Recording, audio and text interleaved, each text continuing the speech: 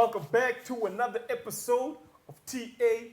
If you don't know, now you know. Now you know. And if you never knew, now you knew. You're familiar now, huh? You're familiar. Exactly, yeah. I think you are quite familiar with TAFS. Yeah. We're back with another episode. It's your boy Kevin with Mandela, aka Shouty Get Loose. If you want this goose, shout outs to Mandela. I'm never getting loose. I stay tight. No homo. You always popping me out. Get loose. No. I'm sitting in my chair. I'm not getting loose. No. The shorties gotta get loose if they want you. Yes, you shorties, get loose then. Get loose You ain't then. gotta get loose, bro. So all these years that I'm saying that to you, bro, you are thinking, Yeah, bro. I was like, in my head, I was always like, this guy needs to calm down, man. What you mean? He's always telling me to get loose. I don't want to dance right now, man. I'm chilling. Nah, but sorry, get loose, please. Yeah. Call him. Anyways, all right, so we're back on the air with another episode. Today we'll be discussing Arsenal's situation. They have recently gotten a new manager. It's been a tough season for Arsenal, and right now we have none other than the Arsenal expert, Mandela P, who I'm going to grill about Arsenal. So, what do you think about Arsenal this season? Well, overall. You said it's been a tough past, what? It's been a tough season for Arsenal. It's been a tough 15 years. What do you mean? 15 years. 15 years ever since 05, bruh. It's been tough. It's been rough. It's been rough. But you guys must won the FA Cup. I think was it that year? Yeah, we won FA Cup against you guys in a penalty shootout. Yeah. I remember that. Yeah. But then 06 Champions League final gone. Yeah. And then ever since, our player profiles have gone down the drain. Yeah. World-class players at Arsenal. I mean, Ozil, that was the last one. Few and far to come by. We've been going through it. Yeah. We've been going through it, man. Ozil and Sanchez. And then, like, to a lesser extent, you would say, okay, Santi Cazorla was class as well. Bro. He was. Yeah. He was class personified. Exactly. And then Ramsey, to a bit of a lesser extent. But, so what do you think is fundamentally wrong at Arsenal? Because remember now, under Arsene Wenger, bar his last 2 seasons, I believe, you guys were finishing in the top 4. But now you guys have not finished in the top 4 for what is now. Yeah, you know what? The season is going to be, I think, is it the third or the, I don't know. It is the, it will be the 4th season that you guys finish out of the top 4. End of this season. Yeah. What do you make of that, dude? Sure. Let's just start with Wenger, man. Wenger was, now I can say he was underappreciated. Yeah. Right now, at this moment in time, I can say he was underappreciated. 5 years ago, I would have been saying he's overstayed his stay. Wenger out, you say you would have been. I would have been part of that, But going through how we're going now, it's kind of, I feel like I was very, how do you say? Right now, obviously I'm regretful, but these things happen, man. We wanted him out. We wanted an opportunity to maybe achieve more. Yeah. And once he left, we were excited at that opportunity. Exactly. But then we got Unai, and then the signings he made were very questionable. Very questionable signings. Yeah, because he didn't bring in Aubameyang. Wenger brought in Aubameyang. Yeah. Yeah. Who did he bring in? Pepe and Guendouzi. Just quickly, let me cut this fan, man. Very unprofessional of us. Yeah, man. Unprofessional. I continue, bro. He brought in Pepe and Guendouzi. Okay, continue. I think Socrates also came in with him. He brought in Kieran Tierney. He brought in Martinelli. Yeah. Did he bring in Martinelli? I think he did. Martinelli came from Brazil, bro. So yeah, he brought in a few players who had no credentials. Pepe came from the Farmers League. He was scoring goals, then he was scoring goals, but he wasn't at PSG scoring the exactly. goals. That is the difference. Exactly. And the alternative to him was Wilfried Zaha. Crystal Palace didn't want to let Zaha go. Yeah. They didn't want to let him go no matter how much. I think they wanted like 100. Yeah. You see, so we got him for 75. I wasn't even arguing with the price. I'm just like, okay, can he support play? Can he assist? Can he do things similar to Sanchez did? You know, what type of player is he going to be for us? Right now, the verdict, I mean, the jury is still out on Pepe. It's still out on Pepe. But I do think that he brought in some good players. Like, I do think Socrates, like on his day, I think he's a good defender. I just don't think he works with that whole system of trying to play out of the back. Because, bruh, like, that is literally Wes Morgan in the flesh, bruh. Like, exactly. Dude, like, bruh, he's a no-nonsense defender. Yeah. And now your bruh Leno, so he's trying to pass to my bruh. Yeah. You know? And to be honest, exactly. I don't like those type of defenders. You know, because... what do you mean, bruh? Because, I mean, for me, okay, you can be a no-nonsense defender, but that's more of an aggressive game you're playing, right? It's more of an aggressive game. Where's the timing? Where's the positioning? Yeah. You see? Like, can you see things before they're going to happen? Socks, okay, to be fair to him, he is a good defender in that sense, but it's just his weaknesses come out in the way that Arsenal are trying to play, trying to pass out from the back. So normally, like when I've watched Arsenal personally, I've seen that when you guys start to play out from the back, the attackers usually go to David Luiz, right? To be able to make sure that he doesn't get the ball. Because David Luiz, we know that guy can ping a pass, right? So then what happens is they leave Socks unattended. And then the moment the ball goes to Socks, someone is already on Socks. And then Socks, because he's like Chris Smalling on the ball, but like they gave me, but like even someone like Chris Smalling, very, very good defender, but you can't play out of the back with such. No, I think, okay, I rate Chris Smalling higher than Socrates. Because Chris Smalling scored goals. I mean, even with... Same, But now, what I'm just trying to say is that they are of the same mold where you shouldn't really have a team that's trying to play out of the back with those defenders. That's. I think, okay, right now in our defense, Socrates is, you would say he's the best defender right now.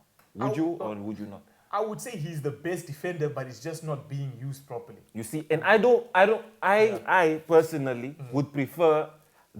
Now I'm just talking about the types of defenders. Yeah. Because he's a defender who is probably going to attack the ball, right? I would prefer my best defender on the team to not be a defender who attacks the ball. Exactly. The player who sits back and waits. But that's where David Luiz comes in. Okay, yeah. But then he's still not good in... I mean, he's past his prime. Exactly. And then the issue is that David Luiz, he sits back too deep. So which means that when Socks misses, then there's this whole 5 or 10 meters in front of David Luiz that then now... That attacker, after he's bypassed Socks, he's now 1v1 with David Luiz. And we all know, bruh, David Luiz, 1v1, if he's not getting the ball, he's getting the man. Red. You already know. Yeah. You already know, bruh. So. Okay, Socrates, okay, he doesn't cut the, I mean, and then we have Kolechinek. I mean, who even plays left back for us? To be honest with you guys right now, I've been an Arsenal fan since 2004. I haven't watched a full Arsenal game since last season. That's how bad they are. That's how bad they've been. You're trying to avoid depression. That's the tactic I'm using, bro. Like out of sight, out of mind. If I don't see you lose, I won't be affected. Yeah. Because there was a time when it used to affect me. Like seriously, and I just cannot, bro. I just cannot.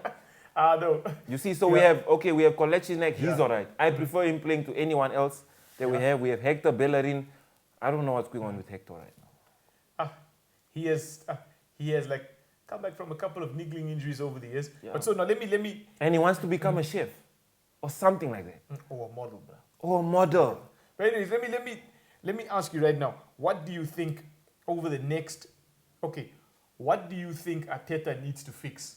Like that is absolutely obvious they need to get fixed to take Arsenal from where they are to actually getting into the top 4 and to finally challenging for the league. What are the issues he needs to address? We know that he has the Xhaka issue. Xhaka, get out of here. There was never a time Xhaka ever belonged in our midfield. I'll just be straight with you. Except for maybe a few of those long range goals. And when he scored those ones, he was supposed to come off the bench. He's so slow. I think his rating on FIFA for acceleration is 34. He wears number 34. The guy is too slow, bro. He's too slow. He's worse than Arteta was. Like when it comes to pace or what?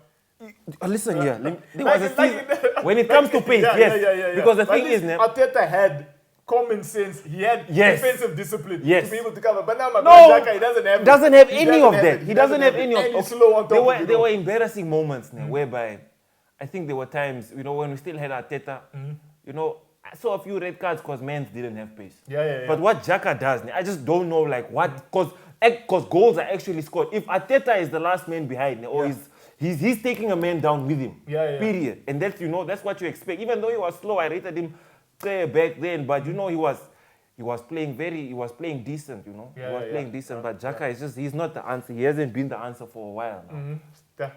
Finally, and Arsenal support to agree with Xhaka. Not. Yeah. Signings. Who do you think Arteta needs to get to at least address some of the issues? Bruh, give him Pep's budget. We need like 8 defenders. Yeah, you guys need 8 defenders. We need 8 defenders.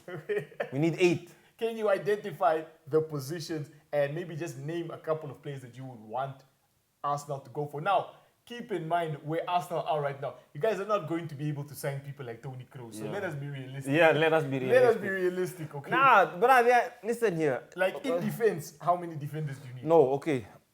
In defense, how many defenders? I think Luis has to get out. Luis is out. And you want to keep Mustafi, you say? No, we can keep Socrates. Yeah, but then, dude, you haven't mentioned Mustafi, bro. Arguably one of Arsenal's worst defenders ever, bro. Mustafi plays for Germany, guys. Yes, it doesn't mean he's great, bro. It doesn't mean he's great, but it means he's decent. It means he's decent. He's there, but Confed Cup. He took the Confed Cup with Shandis, didn't he? Yes, but he's there. The point is the guy is there. The guy okay, he's there, but for me personally, you'd rather have him over Luis. No. I wouldn't have him over Luis. I would love to see him on our bench because he's a good backup defender.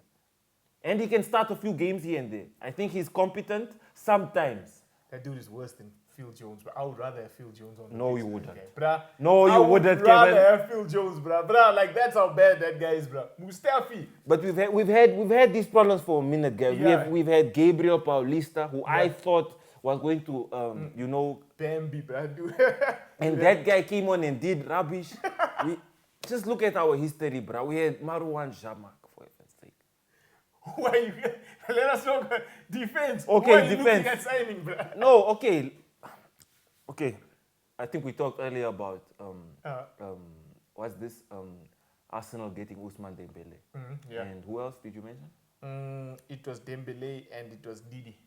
Yeah, Didi for Xhaka plus 40 million. That is what you see. So what I am seeing right now, or what I assume is, you guys are not addressing your defensive issues. Yeah, that's the first thing. That's the first thing. But with Didi, at least there'll be the only we have very clear. Dude, you've been struggling with your hands and ass today, bro. Thanks, I have, bro. Do blame is the holiday, OMG. Yeah, but as I was saying, we have a very clear problem at center back and right back. Yeah. For me, that's the standout. I mean, Kolechinek. Yeah. Kolechinek and Tierney, between the two of them, they make a good fullback. Yeah. So we can use either one of them. I mean, we can't use either one, but I think they can get the job done. Yeah. But with Luis and Socrates, I think like only one of them can play at a time. Only one of them, not both. And then we need a new right back. Yeah. Midfield, central defensive midfielder, we need a new one. I don't know who it is. Maybe Didi. Yeah. I don't know what type of style Didi plays because I haven't watched him. Yeah. I know he plays well for Leicester. I know he can. He's the new Kante they come on now, bro. I know he can chase balls. He can throw midfielders off and all those kind of things. So maybe he can come in and get the job done. I think we need to start playing the 4-3-3. Yeah.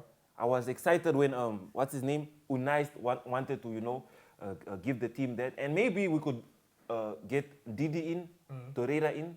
We need another central midfielder in there, a more creative one to kind of like De Bruyne, maybe a guy who can who really knows how to put in a set piece. Because right now we don't have like set piece guys at our team, Yeah. So we need a set piece specialist in that midfield. And then those three in front, or whoever chooses Martinelli, Aubameyang, Lacazette, Pepe, let those guys have a run.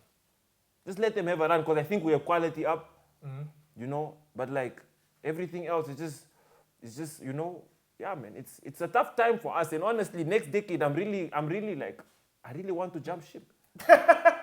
You want to leave Arsenal, you say? I want to leave, bro. I want to leave, man. Bro, I'm 25 years old right now. I'm going to 26.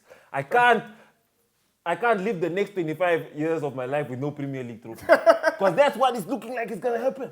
But that's what Liverpool supporters live, bruh. That's how they live. Then I think I need to go there just for next year. Just to know what just to get that feeling back. Just to restore the feeling. Yeah. And then maybe actually winning something. Of actually winning something and then I go and do something else. Because right now, being an Arsenal fan is like, bro. Oh, it's. Just think about it like this, bro. Just think about it like this. What's up? No knock, ne? No knock. Don't, on anyone I have been in a relationship with. My longest relationship has lasted 1 year. I've been supporting Arsenal for 15 years. I'm loyal, bro. I am loyal to this team. I am loyal to this team. I've had enough. Oh. I've had enough. So you've had enough of the misses, you say. Arsenal. I've had enough, bro. Because most marriages last longer than I've supported this team. Am we? Most marriages are shorter than I've supported this team. Yeah, actually, yeah.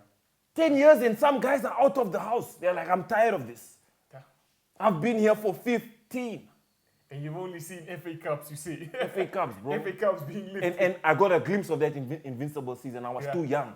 I was only grade 4. I got a glimpse of that. I tasted that. That's when I jumped at the opportunity to support this great club.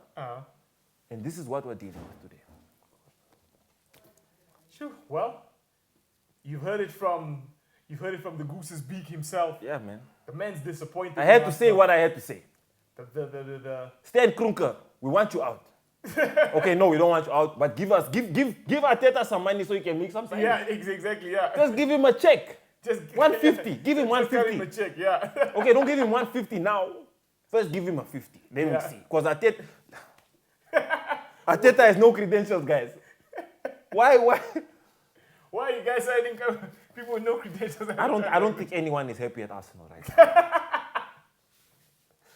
I just don't see it. I don't think anyone is happy at Arsenal, guys. Arteta is probably the only one that's happy because it's his first chance to shine. It's his first chance to shine, yeah, it's true. Everyone else, you talk to that's an Arsenal fan, either doesn't talk about Arsenal, they're talking about other teams and their aspirations. But it's just a tough time. Robbie of Arsenal Fan TV. Yeah. He was recently booed, bro. Yeah. They told him to get out of the club.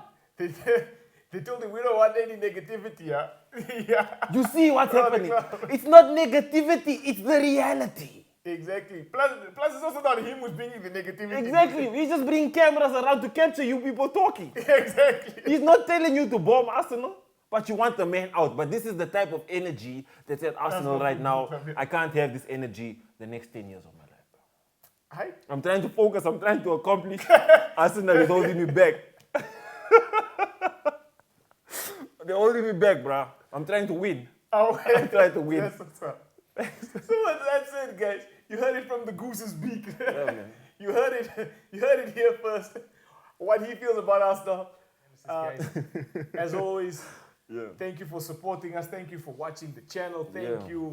Thank you for the support so far. And we do ask that you humbly continue. Just share it with your bros. See it on Facebook. Subscribe. Like us on Facebook. Like us on IG. Share. Hit us a follow. And until next time, guys. Sharp.